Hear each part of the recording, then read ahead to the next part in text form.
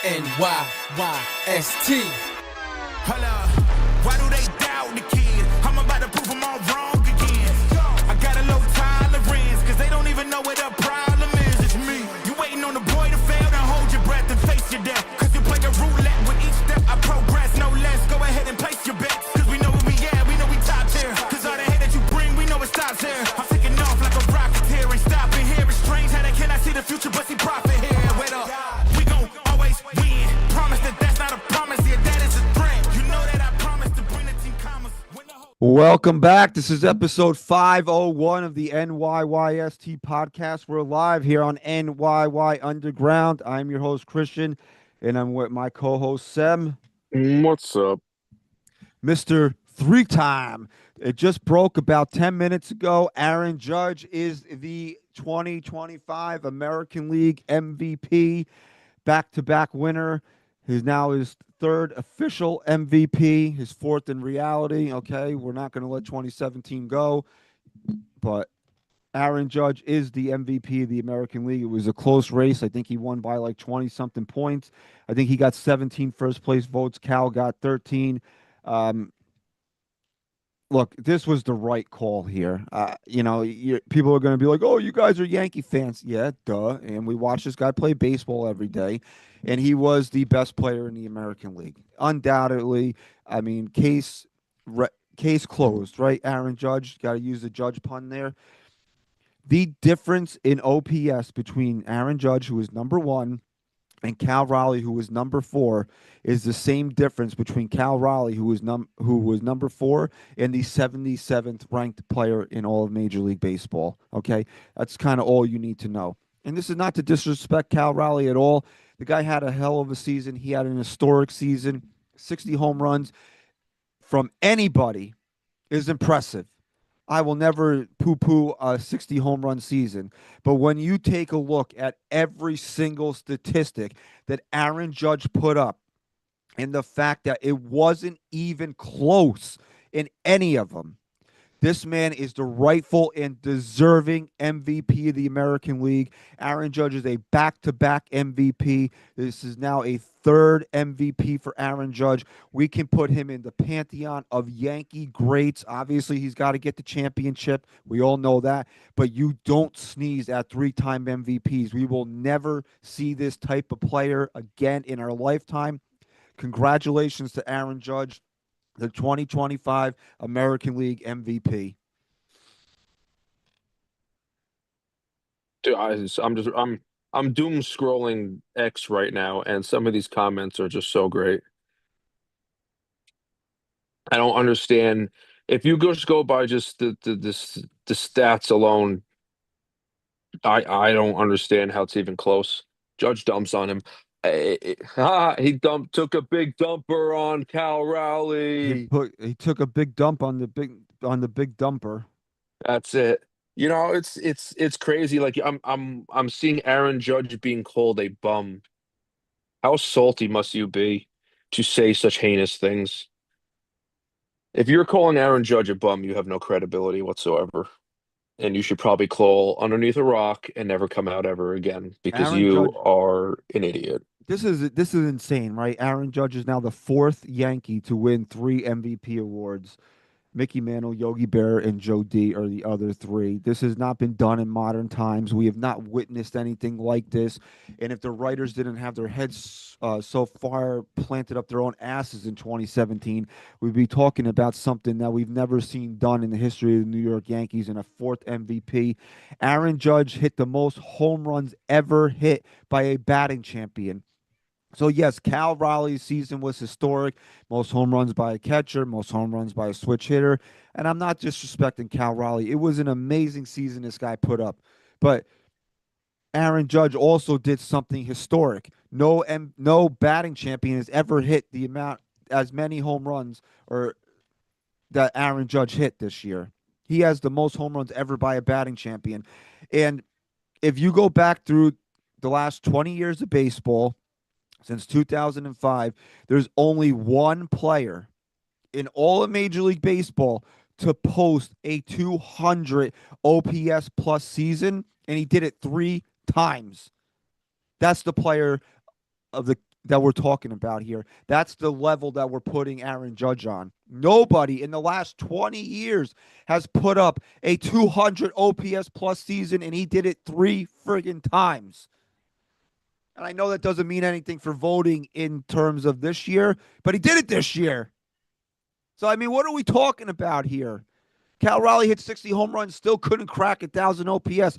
Cal Raleigh hit 60 home runs, still didn't have a 200 OPS plus. He hit 247 on the year. So while, yes, he's a catcher, and Aaron Judge even bent the knee to him a little bit, which is fine, and that's who Aaron Judge is, and saying that, Cal with the pitching staff and getting beat up and catching and yada, yada. But Aaron Judge is here, and everybody else is here, and that's no disrespect to anybody else. The only person that plays professional baseball that can even land a rocket on the same planet that Aaron Judge is on is Shohei Ohtani. And I don't want to hear an argument from anybody because there's Aaron Judge, then there's Shohei Ohtani, and then there's everybody else that plays professional baseball.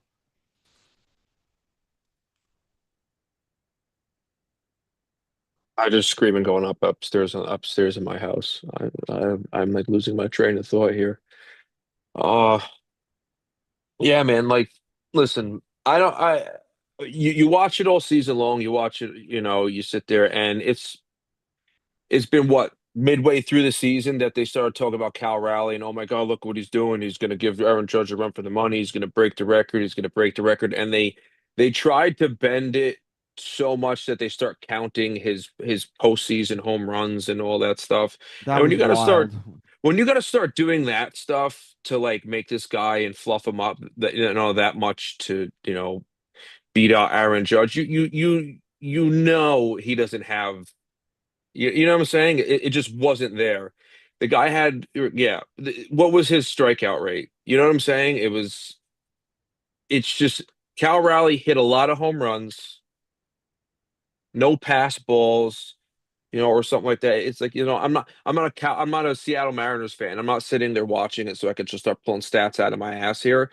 But when, you go and you start looking them up, you lining them up. Oh, Judge had it hands down. He had what his WAR was like 2.7 to 2.7 higher or something like that. F4, which takes defense, especially gives you points for being a catcher. Aaron Judge, F4 Fangraphs. Aaron Judge was a full point ahead of Cal Raleigh, and it's not, and Seattle fans are like, oh, he just stands out there and picks his nose out in right field. He had a positive fielding run value this year, so I don't know what anybody's talking about. I've never came on here and disrespected Cal Raleigh.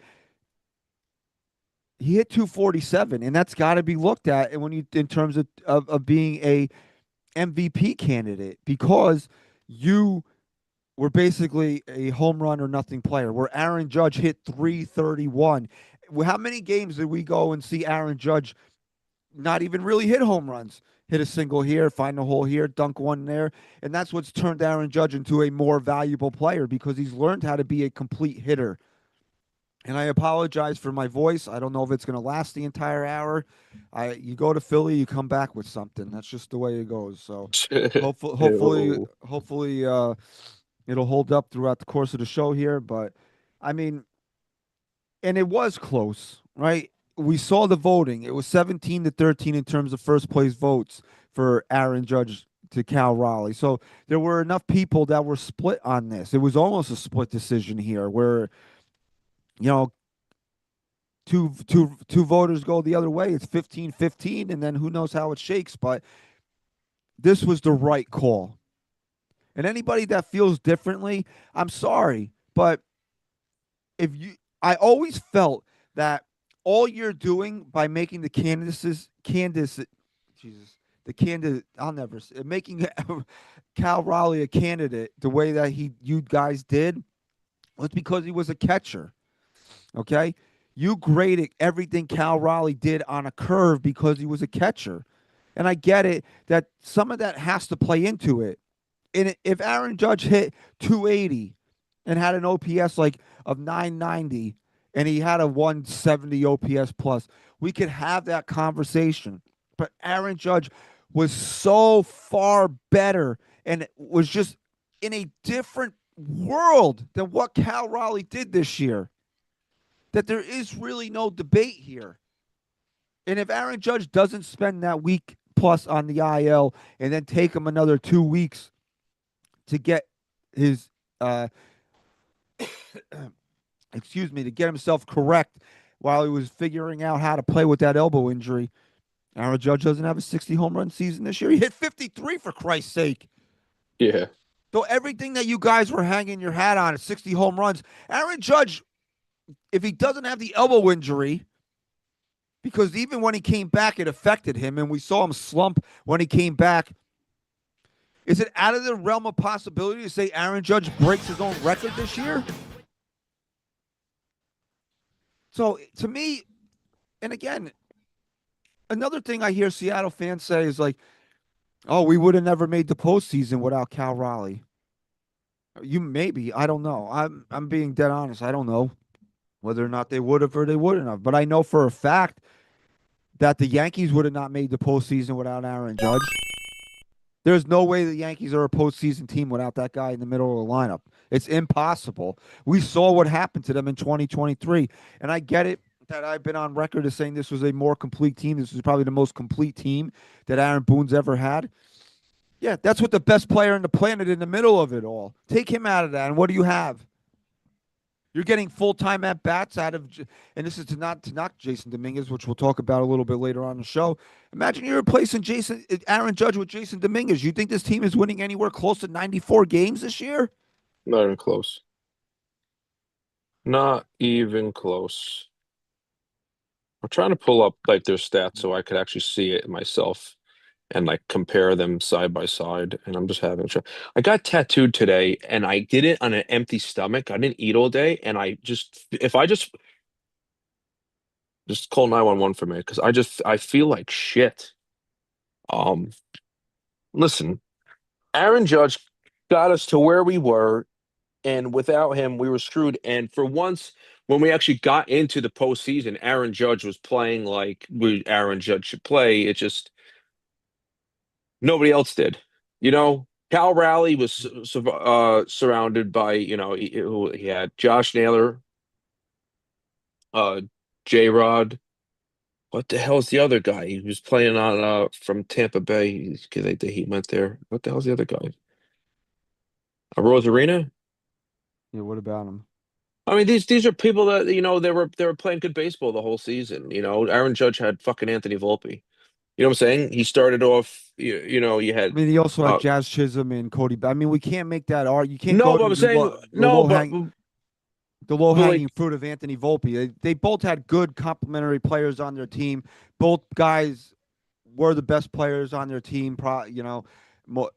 And if you subtract either one of them, neither of those teams are probably postseason teams. But Seattle fans like to make the argument that because it's the Yankees, they still would have been a postseason team. That's incorrect. I think we all can no. agree on that. If Aaron Judge wasn't a Yankee, I don't think that we're having the argument whether Aaron Judge is an MVP or not. I think that's the whole reason that we're having this argument. It's like it's Yankee fatigue, whatever you want to call it. Everybody wants it to be someone outside of the Yankees. You know, So we got a super chat from Smooth Operator. I hope Cash is watching. He needs to give Judge help. Well, I mean, how long have we been saying that for? So Crackle Nuts wants to know if you love your hot chocolate cold. Okay. And he who also who and he me? also yeah, you. He wants to know if you love your hot chocolate cold. Um, I'm lactose intolerant. Okay. Well, thank you for answering that question. And he wants to know if you ever followed somebody home that's cut you off. I um no, I've been Why followed home though. why is this so hard for you to figure out? I don't know. I think my blood glucose has dropped today. I'm All telling right. you, like All right. Why don't you go eat something and I'll so Crackle Nuts, he says that I only eat Reese's Pieces or Reese's cups frozen. That's not true. I do keep them refrigerated though. It's the only way to eat them. They have to be refrigerated. Do they taste different? I feel like they taste different. They do. Obviously, it tastes different. You never. No, no, I'm not talking in the refrigerator. I think that they taste different compared to the way they tasted 2 years ago. Everything does. Excuse me. They change everything around, bro. You know that. They're ass lately. I don't even like them. I got hooked on the Quest ones, and I can't eat the regular ones anymore. So nice way to start the show here. Aaron Judge is the MVP of the American League. Congratulations to the captain, three-time MVP now. Uh, Better to start the show on a good note than had he had been robbed of this MVP. And I would have felt that he would have been robbed. Because honestly, if you, like I said, if you look at the numbers, there's really only one right choice, and it was Aaron Judge. So congratulations, and in a hell of a season for Cal Raleigh. So I'm not taking anything away from him. And then, excuse me, as I said earlier, the only person that can land their rocket on Aaron Judge's planet is Shohei Ohtani, who was named a four-time MVP earlier in the evening, unanimously over Kyle Schwarber and Juan Soto. So congratulations to Shohei Ohtani. I'm just wondering where Ippei was when everybody was around uh, when he got the news that he was the winner. I didn't see Ippei anywhere. It's in jail. It's a joke, Jason. Let's try to keep up here. No, I can't keep up. Why don't you tell everybody what you got a tattoo of? I have a tattoo of the Predator from the movie Predator wearing a Yankee hat. Oh, interesting. Where'd you get that tattooed on your ass? My left shoulder. Hmm. All right, so lots to kind of talk about here. Kind of as we the general manager meetings are beginning, and Brian Cashman doesn't even want to be bothered to go. Again, I don't know what's going on with him. He met with reporters via Zoom yesterday. He's not going to be out at the general managers meetings. Um, we heard this from Joel Sherman that the Yankees do have kind of a checklist here of what they want to accomplish during the offseason. And it's not exactly sexy, I guess, is what you'd say there. Let me scroll back to what I had from yesterday here. So obviously, in case you've been living under a rock here, the Yankees, their top priority this offseason is bringing back Cody Bellinger, and I got the checklist up here. This is according to Joel Sherman. The Yankees checklist this offseason is Cody Bellinger. That was 1 and 1A, and they want to bring in a reliever that can pitch in the last 6 outs of the game. Cashman said that not a closer. David Bednar is their closer, and they are looking for starting pitching help because Garrett Cole spoke at a event the other night and did confirm that it's not going to be opening day for him. It could be early May. Rodon's probably going to be late April, early May, so they're going to look in for a starting pitcher to handle innings until those guys are back. They'd also like to trade J.C. Escarra and get a right-handed version of J.C. Escarra because, I mean, why go? I mean, seriously. I mean, another. I can't even formulate thoughts because of how stupid it was that we had three left-handed catchers last year, and they would like to bring back Ahmed Rosario, which I would like them to do as well. That's somebody I wanted the Yankees to sign in the offseason last year, so I wouldn't mind Ahmed Rosario as a bench piece going into 2026. So that's really their checklist here. Again, it's going to disappoint a lot of people because if Cody Bellinger is the Yankees' big offensive move this year, it's not going to excite everybody. And I'm banging the Cody Bellinger drum as hard as anybody. I want Cody Bellinger back on this team. I think Cody Bellinger fits this team like a glove. He can play all three outfield positions. He can play left field. He's a guy that's benefited greatly from hitting in front or behind Aaron Judge. He's a guy that benefited greatly from the short porch at Yankee Stadium. He's a guy that should be a New York Yankee. Now, that doesn't mean the Yankees need to stop if and when they re-sign Cody Bellinger. They need help offensively on this team. They can't just run back the same offense that they had last season. I know that Joel Sherman thinks that if you play the season out 100 times, the Yankees would be in the World Series 15 out of those 100 times with this core. That's horseshit, okay? The Yankees won 94 games last year, but there's definite improvements that need to be made offensively on this team. Bo Bichette is out there. I think Bo Bichette is somebody that the New York Yankees should absolutely 100% should be trying to figure out a way to get on this team. Whether that means they have to eat Ryan McMahon's salary and dump him somewhere and Bo Bichette's your third baseman. Although you do hear from a lot of people that the arm strength really isn't there to play third base. It's eventually he's going to have to be moved off a shortstop. And we all know that the Yankees are not moving anybody off a shortstop currently on their roster. I think we all are aware of that one. Even though he's not going to be ready for the start of the season himself. There's also the possibility of Bo Bichette playing second base. And if you're giving me a choice between Bo Bichette and Jazz Chisholm, I'm taking Bo Bichette. I'm sorry. You know, when we did keep him, dump him, and I said to dump Jazz Chisholm, and I gave all my reasons why, and it's engagement farming, it's clickbait, it's all that bullshit. I get it, but you want to take clips from the show that you know are going to generate engagement, because what's the point of having social media if you're not getting views? And I knew that that clip from Jazz Chisholm was going to get people to at least interact with it. And a lot of people agreed.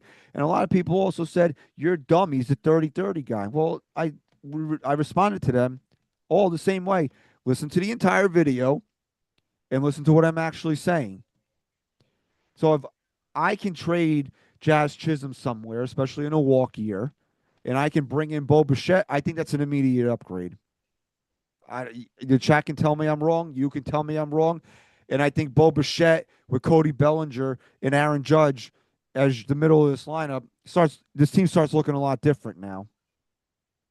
And here's something else that if I really want to get wild here, and this was brought up maybe a week or so ago. I think I made a video about it before I left for Philly. Excuse me. That the Yankees were interested in Kyle Schwarber, but only if they didn't re-sign Cody Bellinger, which makes absolutely no sense to me whatsoever, because Kyle Schwarber doesn't play the outfield. I think he's played 13 games in the outfield in the last 2 years, and you can't replace what Cody Bellinger gave you defensively with a guy that doesn't play the outfield. So, and I love John Carlos Stanton. Again, you want to talk about guys who I've been banging the drum the loudest on? John Carlos Stanton's one of those guys. When everybody was sitting here ripping him, and I defended him, when you jackals booed him the first time he ever put on pinstripes, and I went out of my way to defend John Carlos Stanton. And this is not reactionary to his poor postseason. This is me looking at how this team can get over the hump and win a World Series in 2026. Because remember, this is the last year for NYYST. 2026, 10 and we're done. I want to go out with a championship. Kyle Schwarber, if you can trade John Carlos Stanton now that that contract has become affordable to a team that might be looking for a little, pizzazz. Hey, we got a guy chasing 500 home runs, 2 more years, put some butts in a seat. Now, obviously, he's not going to take a trade to a non-contender, but somebody that's like a mid-level team that could use 25 home runs in their lineup, that's like right on the cusp of being a playoff team, something like that needs a DH, and you bring in Kyle Schwarber, you don't mean to tell me that Kyle Schwarber and Aaron Judge aren't hitting you at least 100 home runs next year? The Yankees need to improve this offense. And there are 2 guys out on this free agent market that can drastically improve the offense in Bo Bichette and Kyle Schwarber. And I'm not bringing in Kyle Schwarber without a trade of John Carlos Stanton. I can't do it. I can't have the the left-handed version of John Carlos Stanton on the team. You can't do it. It makes no sense roster construction-wise. Guys already were talking, they were talking last year about 8 DHs. You can't bring in Kyle Schwarber if you don't trade John Carlos Stanton. And I'd hate to do it. It would hurt like hell. But if you're bringing in Kyle Schwarber on, say a 3 year, $65 million deal, $70 million deal, whatever it might take, 3 years of Kyle Schwarber to pair him with the end of Aaron Judge's prime, how do you say no to that? But Bo Bichette, I don't. I would trade Jazz. I would trade McMahon to make it fit. But I don't have to trade anybody. I just make it fit. That's that. It can't be Cody Bellinger and we're done. The Yankees can't go into this offseason saying Cody Bellinger and we're done. Because then what happens if Cody Bellinger goes somewhere else? Which is possible because you hear the Mets are sniffing around him. And we cannot lose another fucking outfielder that this team desperately covets to the Mets. It can't happen. But what if it does? What if Cody Bellinger goes somewhere else? Then what's your plan? You can't tell me that your plan is Spencer Jones and Jason Dominguez. That's not a championship plan. I'm sorry, it's just not. So go out there and do something that the New York Yankees would do. And I'm not talking about these white toast Hal Steinbrenner New York Yankees. I'm talking about the bold 2008. We missed the postseason. We got to get one more for George.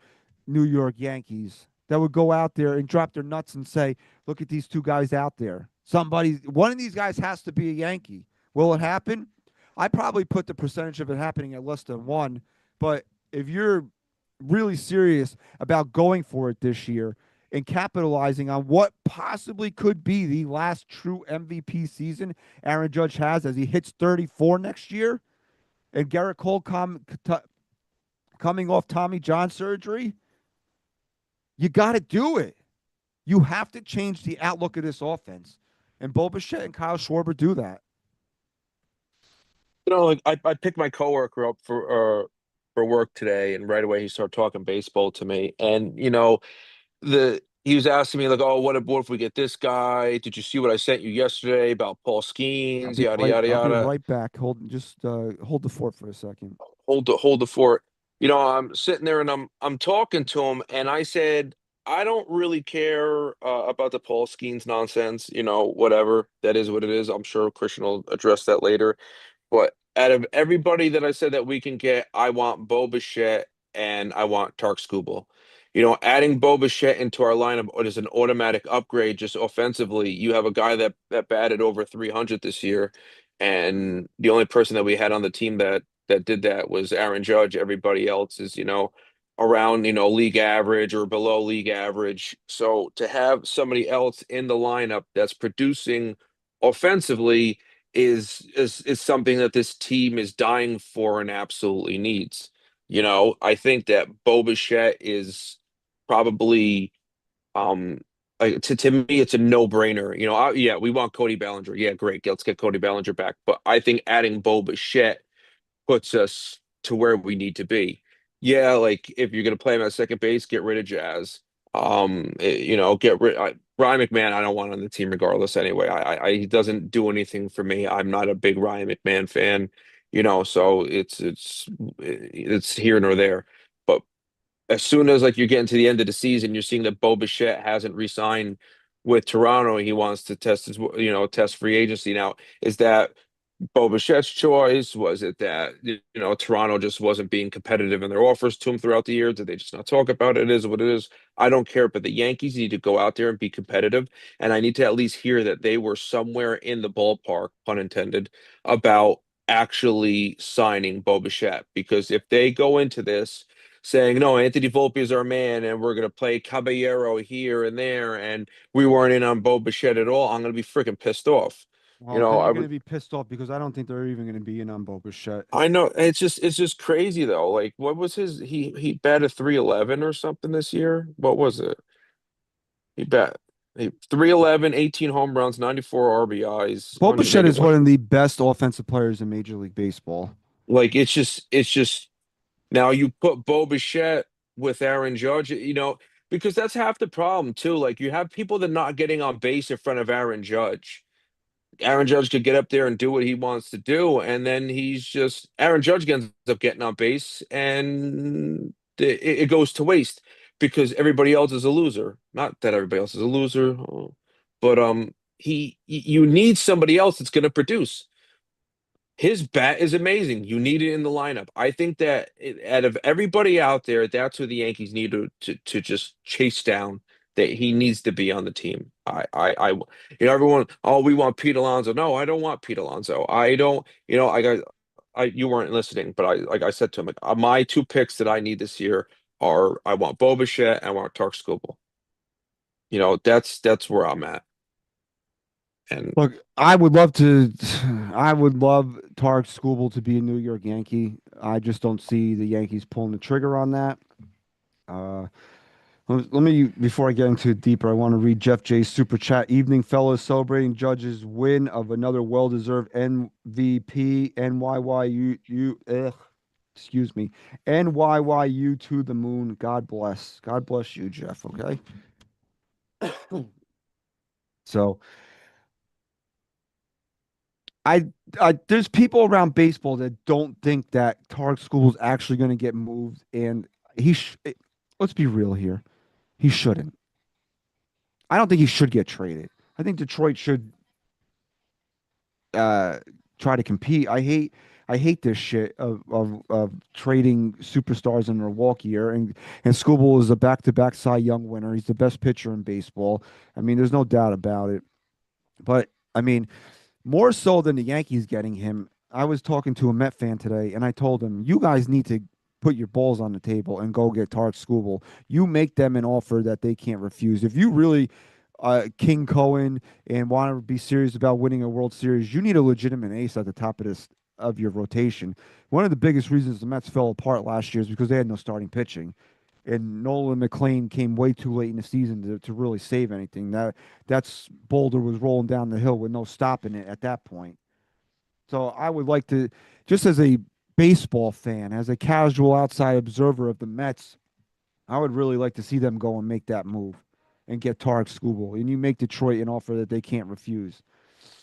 Would I love to see the Yankees do it? Yeah, but what are the Yankees realistically going to give up to get a Tarek Skubal? Nothing that's going to really pique Detroit's interest because I was listening to a lot of Joe Sherman over the last 2 days. He was talking about there's people in the organization that are still to this day regret making the trade for Juan Soto because they felt they gave up too much talent for a rental. And I think you're going to have to give up a lot more to get Tarek Skubal than you did Juan Soto. The same Juan Soto that led the Yankees to their only World Series in the last 15 years. That Juan Soto, or 16 years now. There's people in the organization that regret it because you gave up friggin' 2 years of Michael King. Give me a break. And to think you're going to have to give up something a lot more valuable with a lot more control than Michael King. I mean, Randy Vasquez and Johnny Brito, they're nothings. I mean, they're organizational depth pieces. I mean, Drew, who was it? It was Thorpe. It was Thorpe, right? Thorpe was the other piece in that trade, and they used him to get Dylan Cease. So I get that. That was a piece that they probably didn't want to give up. But you're going to have to give up 2+ prospects to get Tarek Skubal. And I don't know if the Yankees are really thinking in that vein.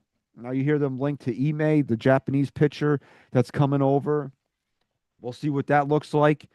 It's a risk to give these guys those types of contracts that have never thrown a pitch in Major League Baseball. But obviously it's worked out for the Dodgers. They don't win the World Series without Yoshinobu Yamamoto, man. And you could say whatever you want about him. The dude threw 96 pitches in Game 6, and then he was out there and he closed Game 7. Fucking unbelievable. That's the heart of a warrior. That was saying, hey, I got a chance to win a championship. I'll deal with what happens after. I give him all the credit in the world. There's few guys on this planet that would put their careers at risk like that. And you have to look at it as being a risk.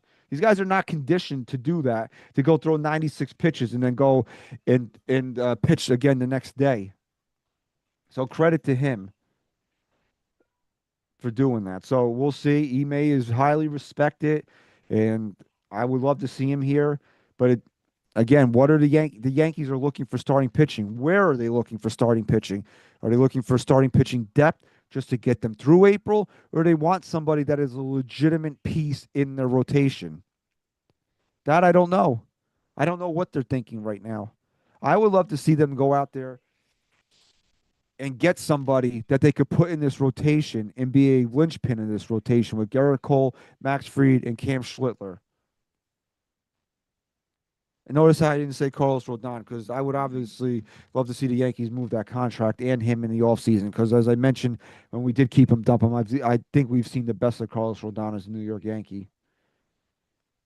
But if you can get him, even a Michael King, and I don't get why, and again, I'm not the biggest Michael King fan. I don't know why Yankee fans have such a hard on for him. Every time I scroll X, it's like 15 people posting about re-signing Michael, bringing back Michael King. It would be nice. It's not on the top of my wish list. It's not things that I'm really thinking about. I think when we find out, we see the first, well, we're all sitting here waiting for the first move that the Yankees make, and I think that's when we'll start getting an idea of, where they're going to be at. Are they gonna say, all right, we're gonna have Cole back, we have Judge, it's put up or shut up. We're gonna go for it this year, or they're gonna just try to run it back with the same exact team. It's kind of, it's just a sit and waiting game. There's nothing currently going on. We all sat here to wait to see if Judge get the MVP. No other news going on, and we don't know what's going to happen. And one once if like listen, if they go and they sign some schmo, you know, just run of the mill starting pitcher, you know what they're going to do. If they go out and go get this Ipe guy, then it's going to look more as if they're all in. So we have to just sit here and wait for the first move to be made, and then we'll actually have like an idea. Don't confuse your Japanese guys. It's What Ime, is and Ime, you said Ipe. Ipe? Yeah, dude, That's Shohei Otani's boy who's I know. Well, you said the doing name before. doing a I'm stint like, in the federal penitentiary for him. is he charged or did he like go to jail already? I think he's in jail already. Let's Google that. He's got it. I think he was sentenced and convicted. Did you see? You never answered me when I texted you. Did you see what those two pictures Yeah, I know all about it. for $12,000? Yeah, he's in federal prison. He was sentenced to 57 months. At least this guy was going balls to the wall and doing crazy stuff with like millions of dollars and stealing stuff. Look, man, I'm not saying Shohei Otani bet on baseball. All I know, I don't know, but I'll go to my grave believing that Shohei Otani at least knew that he was up to his boy was up to something. No, Shohei Ohtani has so much money he didn't realize millions of dollars was missing. $17 million you would have noticed was Yeah, gone. no, I don't know. I don't notice. Like my wife spends all my money. I don't notice when she does it. I don't watch my bank account. 17 minutes.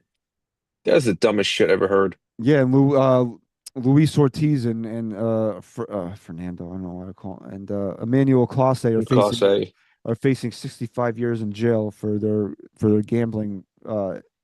for $12,000. Yeah, When I saw the numbers, I was like, this has got to be a typo. and did you see that Andy Pajes swung at one of the pitches that was flagged? Yes, yes. Oh my God. I saw a highlight reel and they were showing, oh, look at this. This guy's throwing the game and look at he still struck out frigate because I forget who it was. Which one of the two? What wasn't Class A, was the other one. They struck out Anthony Volpe and they were like non-competitive pitches. They're like, look, he's trying to throw the game. But like, how do you do that for $12,000? Like, I wouldn't listen. I have people come up to me at my job. It is illegal for me to take tips. They offer me $300. Here's $300. I'll give you each of your guys on your truck $100 if you take this. And I look at the people. I'm like, no, I'm not gonna lose my job for $100. These people threw away their careers and millions of dollars for $12,000. It just doesn't make sense to me. And like, what kind of like bullshit gangster are you that you are approaching these major league players and like offering them like $12,000? I feel like you're a loser too, because like that's like a shitty offer. So I don't crazy. I don't know, man. Maybe it was just the thrill of doing it. And when you look at the whole thing, how these online casinos or whoever it is, how they have their algorithms and they're picking it up on that. And there's parlays and oh look, this looks odd. It's like so crazy. And now they're gonna change like there's some of them are putting a limit on how much money you can bet and Yeah, they certain want it. things you can add to the Right. parlays and all that. They don't those I, I think I saw pitch whether or not it's a ball and a strike, and then you can bet on over under the velocity of pitch are not going to be allowed it in parlays anymore. Or at least that's It's what MLB is trying to fight against. And they want a cap put on how much you can wager on any of those outcomes. it just makes you wonder how much other bullshit and fuckery has there been over the years that just hasn't been caught. If Well, these guys are that's the whole thing, dude. I mean, people and the whole thing with the NBA and the mob was like what was that like a month ago? I forget the whole story. Now that the NBA players were involved with the mob and shit over some gambling bullshit, and people are like, "See, this is what happens when you let the gambling companies advertise on your sports leagues." Like, let's chill out here for a second. I hate when people get like super reactionary and want to just start like banning everything because something just happened when people will always have the free will to make bad decisions in their life, whether or not DraftKings or FanDuel or ESPN or any of these thousands of sports books advertise on during professional sports games. People will always have the free will to make bad decisions in their life. Okay. There was no such thing as the internet in 1919 when they threw the World Series, when the Chicago Black Sox threw the World Series. Okay, we had point shaving scandals in college basketball in the 50s. Tim Donaghy hasn't refereed NBA games since 2007, way before the advent of all these online sports books. So, and that's just probably the three biggest stories that we know about from the past. And there's probably thousands of other instances that we don't even know about. So you don't have to keep the sports books out of advertising for MLB or NBA or any of these leagues, you know, because you just have to educate people on their potential consequences of their decisions. And if they want to be stupid and throw their careers away to make $5,000, you just let them be stupid then. Because think about it, it. I mean, it's two guys on one team. If it now turns out it's two guys on every team, maybe we can have a different conversation. But you had one guy that got hooked up with somebody and convinced his friend to do it.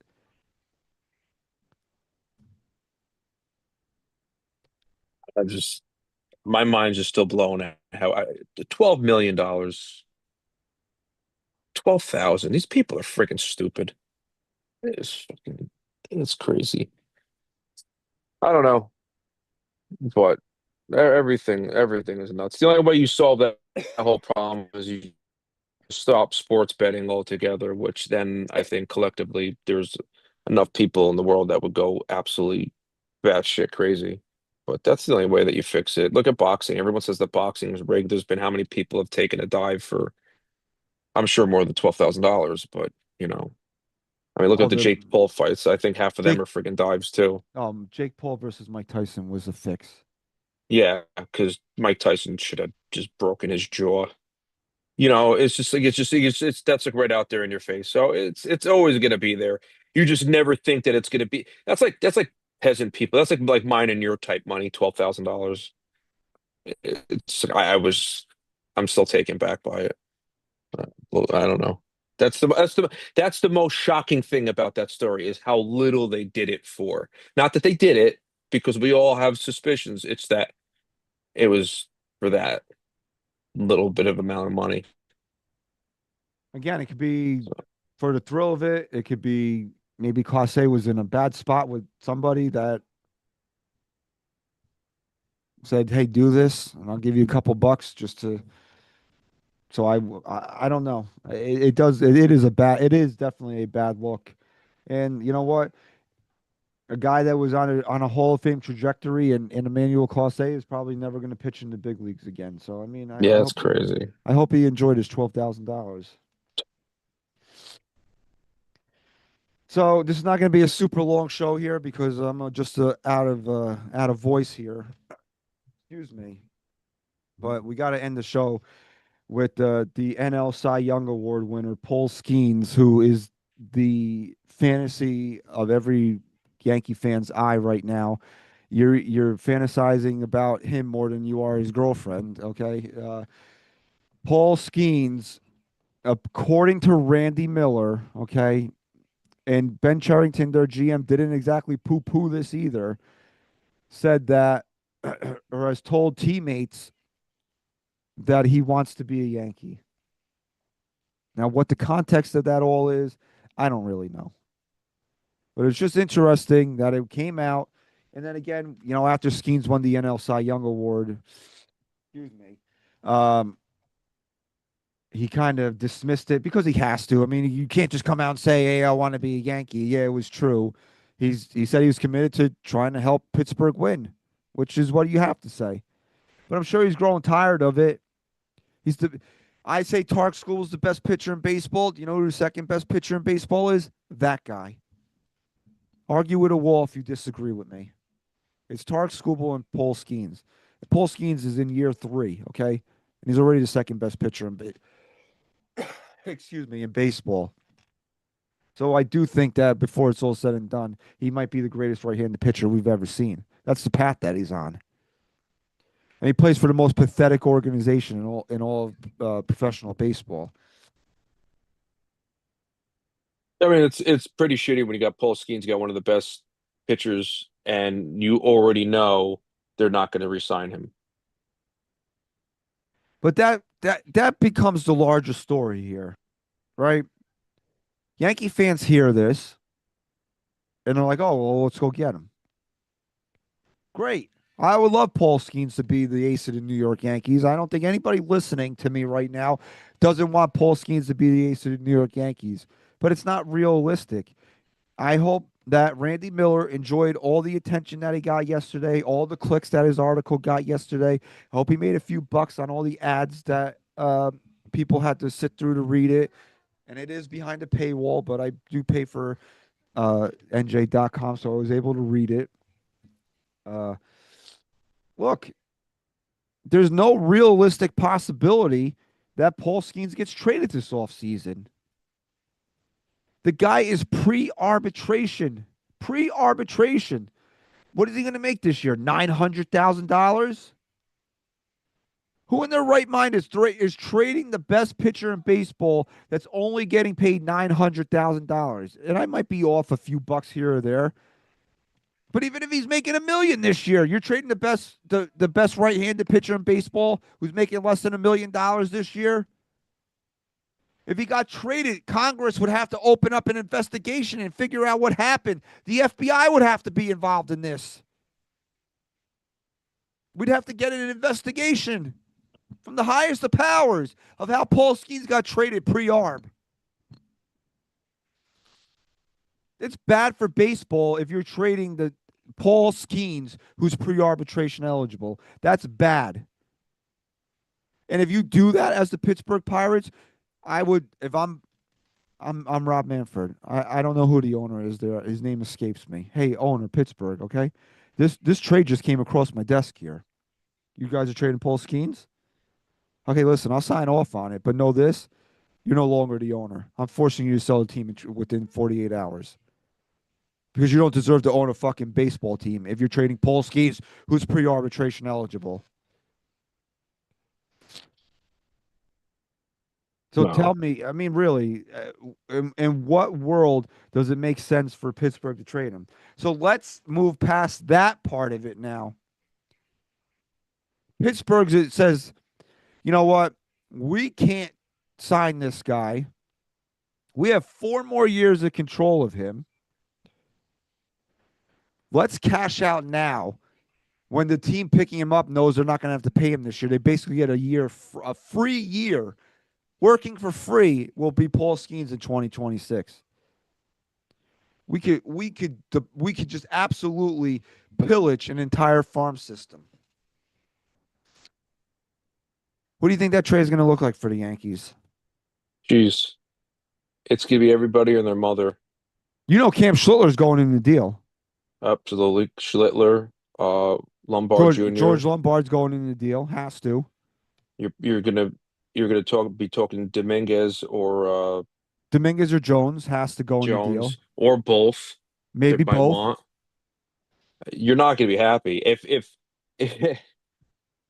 I mean, I don't know. Like you would have to make that trade, and they'd have to win the World Series for anybody to be happy. If there's anything less than that, it would just be like what they're going. They're going to want the moon, the stars, the sun, the rest of the galaxy, and some.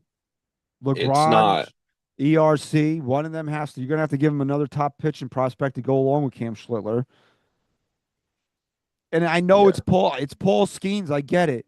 You think Brian Cashman is gonna swallow that? Swallow Schlittler, Jones, Dominguez, Lagrange, and Lombard. At least four of those guys, with Schlittler being a definite, Jones and Dominguez being a definite, George Lombard being a definite. You think Cashman's gonna swallow that? No, not the way he likes to hold on to I prospects. can't see that happening. No, I think Cashman, that report comes out yesterday. I think Cashman makes that call. I think you absolutely need to make that call. I think you'd be stupid if you didn't. I'd be pissed off if you find out he never made it. But like realistically, you're the Pirates. Or you can be like, yeah, we want such, this, that, the thing. We want this and that, and then Cashman just says click. But it's it's not a realistic thing. It's not going to happen. In 2 years, maybe you can have that talk. But I mean, I don't. I heard the report yesterday, and my coworker, like he sends me this stuff, and he's like was surprised I wasn't excited about reading it. But like, why would I be excited about reading it? And I sent it to you, and you're like, that doesn't mean anything. I'm like, well, no shit. Like, because I was on the same, wavelength that you were on, but it's just funny that that's coming out. It was clearly clickbait. For all you know, like, Skeen just saying like, yeah, I always wanted to pitch for the Yankees, and that could like lead to that story. Does it, Paul Skeens could want to pitch for the Mets, he could want to pitch for the Dodgers, he could want to pitch for, anybody. It doesn't matter. He doesn't get to decide where he pitches. It's he could go try to force a trade. I mean, like, I don't know what happens. You don't know what's going on between him and the owner. But like it's just it doesn't make sense if it happens. Like, and you would question everything that about baseball at that point. Like, why the hell would they do that? It would have to be the trade of the century to move him. Like I said, the Yankees would have to absolutely deplete their farm to get Paul Skeens, and I just don't see. Like I just said, you got people bitching about what they gave up for Juan Soto, who carried them to their first World Series in 15 years, and you're gonna have to dump like completely ravage your farm system to get this guy. So look, it was fun to talk about what could be. We'll do. I think eventually, at some day in time, Paul Skeens will be a Yankee. Yeah, I do. I really believe that. I don't think he'll. I really don't believe he's going to sign an extension with Pittsburgh. He would be stupid to, honestly. If he wants to win, if he wants to be a guy that pitches in the postseason, he won't.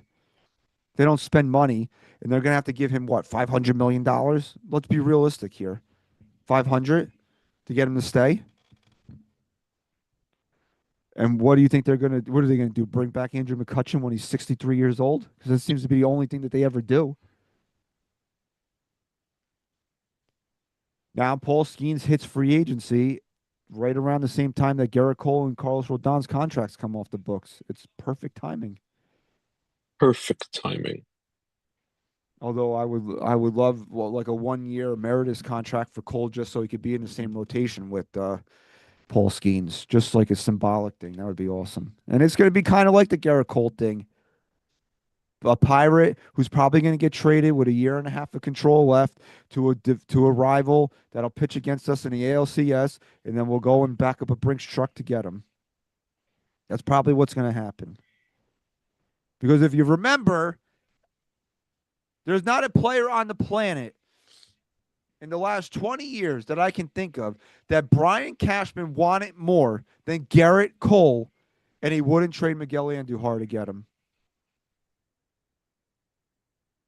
He would not trade Miguel Andujar to get a guy he called his white whale.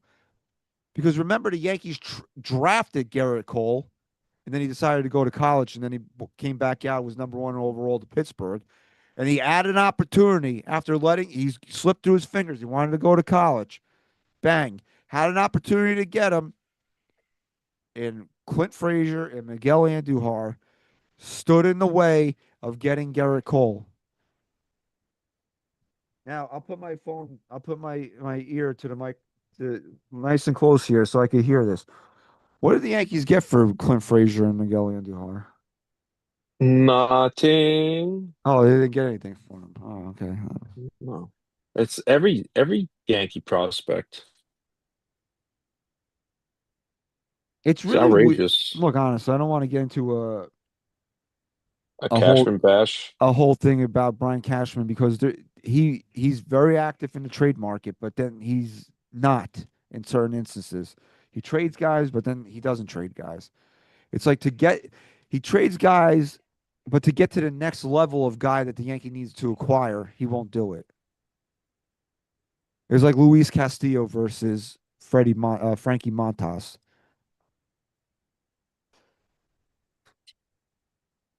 Oh, no. Thinking about all that shit's just aggravating. He covets these guys and then we end up with nothing for them, you know. So listen, I don't know. I'd probably do a backflip if I heard that the Yankees traded for Paul Skeens in the offseason this year. I probably wouldn't give a shit who they traded as long as it wasn't like Aaron Judge. I probably would not be mad. I'd just be on cloud nine too much to even ask who they traded for him. But the reality of it, it's not going to happen. I mean, I've been hearing since the middle of this past season, people tell me, "Oh, we're going to get Paul Skeens. Watch, we're going to get Paul Skeens." No, no, no, we're not. Oh, it's going to happen this offseason. No, no, I want to be proved wrong though. Please, I proved wrong so many times in my daily life. Please let me be wrong about this one again. Please, please.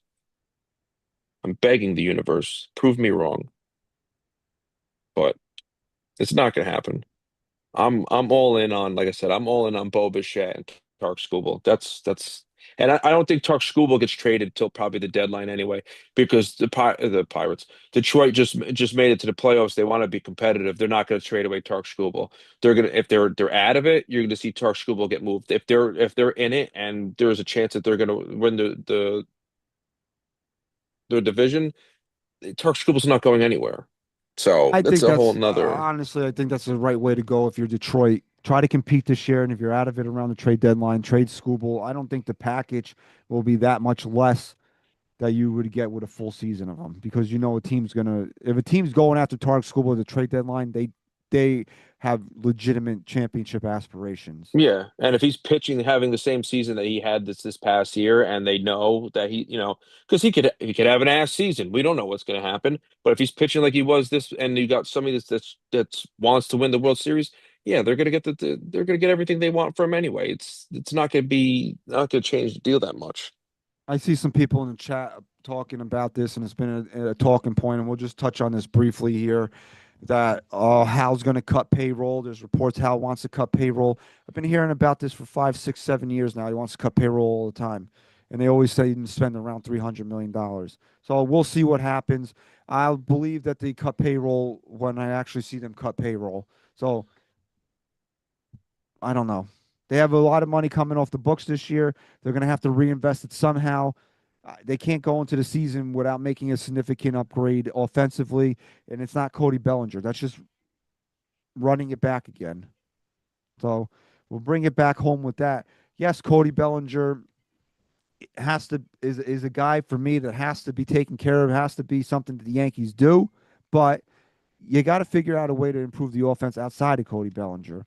Make a trade somewhere, or you got two guys that are sitting there right now that make this team a lot better than they are, and Kyle Schwarber and Bo Bichette. And like I said, you do have to move Giancarlo Stanton in order to bring in Kyle Schwarber. You have to. That's a prerequisite for me. I don't like both these guys can't be on the team together. But Bo Bichette, I would just sign him and figure out the rest later. Yes. But Bichette's like the missing piece. I feel if Jazz Chisholm were to actually be a situational hitter and not just be like, let me try to hit this one out of the park all the time, I think that he could he's not going to be Bo Bichette, but he can be that offensive piece that we're looking for. But I don't see Jazz Chisholm not look for the spotlight. And I love Jazz Chisholm. I don't want him gone. I want him on the team. But I don't see him, giving up the like the flashiness without it's not gonna happen. It's not in him. Not yet. Maybe in like 5 years when he's older, more mature. Bo Bichette, I think adding Bo Bichette makes an immediate change to our lineup. He's just an impactful player, and the Cashman should be.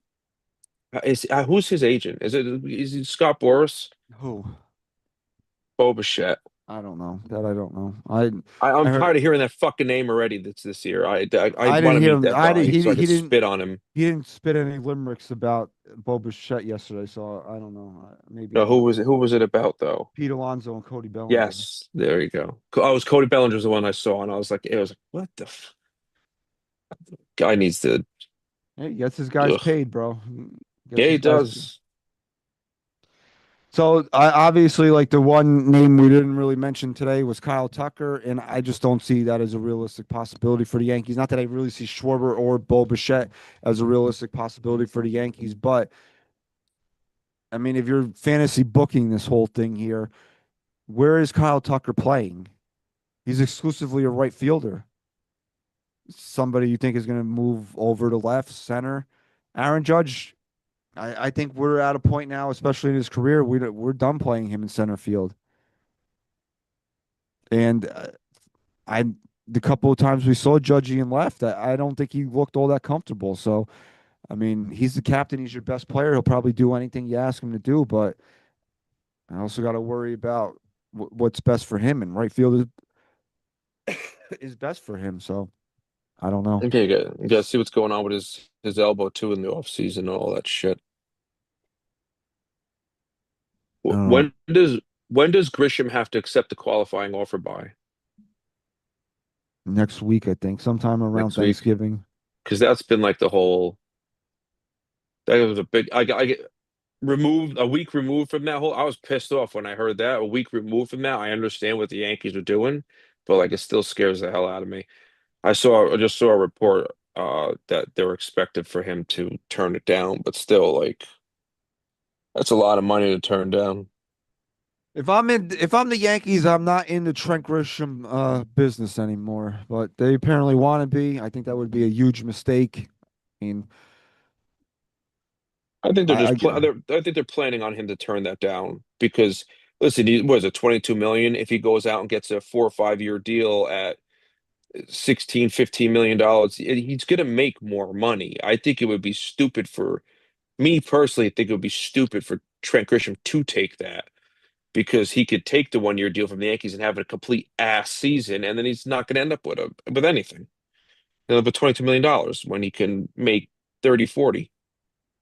so And I think that's what the Yankees are banking on. last thing tonight is that there was a report out of Boston that said they might be looking to create a quote super pen to go along with Garrett Whitlock and Aroldis Chapman, and two of the names on the list of, that are on Boston's radar this offseason, Luke Weaver and Devin Williams. Take him. Take him. I don't want to see. I'll be honest with you. I don't want to see. I don't want to. First of all, it'd be weird as fuck to see Luke Weaver in a Red Sox uniform. It would just be super weird. Not that I would be like worried about it. It would just be weird to see. And I don't want to see Devin Williams pitch for the Red Sox because you know he'll find it next year. And he'll kill us. Yeah. No, if you can have him. Because then that means that they're not in the Yankees. I don't want them on the Yankees, so I don't care where they go. I mean, obviously you hope that they go to someplace else, but I don't want Devin Williams going anywhere where it's directly in the path of the Yankees get into back to the World Series. Toronto, the Dodgers, even Cleveland. Go to Kansas City. That's a good spot for him. yeah, go to Pittsburgh. So yeah, I don't know. You see Greg Weissert, but like Greg Weissert was really a nobody when he was on the Yankees. Oh yeah, well, that really turned out to be a great trade for the Yankees. Yeah, I know. I pulled his autograph. That was a Uh, nice hit. Thought it was shit. So let me let's wrap this up here so I can go rest with this Philly flu here. I tell you, bro, never escape Philly without coming You back with can't something. you can't. Well, did you like eat out while you were there? Yeah, but in New Did Jersey, you go to bro. Pat's or Geno's? Did you go to No, Pat's or Geno's? Fuck those people and their whiz. Pat's or Geno's. I don't eat in Philadelphia. I eat in New I Jersey. I refused to go to Philadelphia since the last time we were there. I was accosted by a, a cheesesteak maker. Excuse me. So we'll be back next week. It'll be an interesting show as we get a little bit deeper into the free agency here. Maybe the domino or two will fall as we get past the GM meetings here. Uh, Obviously, we won't be at the winter meetings yet, but maybe we'll have some rumors to pick up. Maybe a small trade or two. You never know what might happen, what might percolate over as GMs start I've been talking now. percolated. So I got a tired 5-year-old here as well. So let's get things moving here. So, chat tonight, we want to thank everybody so much for joining us and listening to me squeak and sound like a Hey, bag of sand. did you see this? I'm just Pete got retweeted Bye. by Fireside Yankees. Oh, we don't bring them bump on here. We don't No, mention that but name on here. why? They're retweeting Pete. Yeah, I just saw him. they're scummy aggregators. That's all they are. What They is an take a. aggregator? It's just somebody that compiles other people's tweets and posts and posts it as their own. I was just scrolling and I So just they saw don't Pete. they I'm don't like, wait, actually like come up with any of their own shit. They just make a Photoshop of somebody else's shit and put it under like, what do you think about this? And it's somebody else's information. Like, first of all, fuck Fireside Yankees, okay? If you know, you know. So don't ever mention them on the show again. well, you asked me who it was. What do you want me to say? The ones we don't speak of. Well, now you know, and I think you should know this because I told you about this when we went to the thing at the American Dream. I can't remember the freaking American Dream. That's the road, baby. I can't. I can't remember last week. So we'll see everybody next week here live on NYYU. So if you've been in the chat tonight, we want to thank everybody so much for joining us. And if you're listening on your favorite podcast platform, drop us a 5-star rating and review. Make sure you have liked this video and subscribe to NYY Underground. And yeah, Uncle Dom, where is Hal, bro? Is he hiding? Is he still in witness protection? Mm. Is his yacht lost in the Bermuda Triangle? Where is Hal San Diego? Maybe we'll have an answer next week. And tell everybody NYYST is the official Yankee podcast of Odyssey. I want to thank everybody for listening and watching episode 502. Sem, say goodbye. Goodbye. Can't make a promise, but I do my best. 25 sitting on 25 racks. Just got started, no, we ain't done yet. Bought a new crib, that's a goddamn flex. Sign that check, told him that